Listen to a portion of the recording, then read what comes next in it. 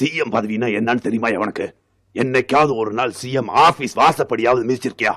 வந்து பார், ஒரு நாளைக்கு எத்தனை பேர் என்ன வந்து சந்திக்கிறாங்கன்னு. எவ்வளவு குறைநிறைகள், எவ்வளவு கண்ணீர், எவ்வளவு நன்றி, எவ்வளவு நெருக்கடி, எவ்வளவு மாலைகள், எவ்வளவு மறியல்கள், எத்தனை சிக்கல், எத்தனை டென்ஷன் உட்கார்ந்து இருக்கிறவனுக்கு தாயா தெரியும்.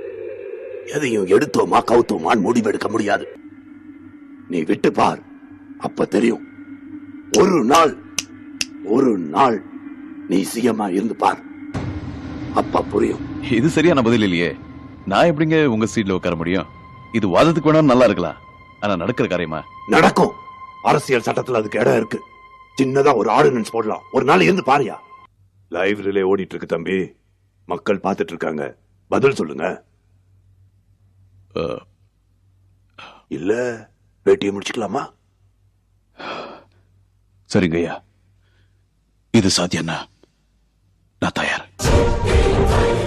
ஒரு நாள் நான் உங்க பதவியில இருந்து பாக்குறேன்.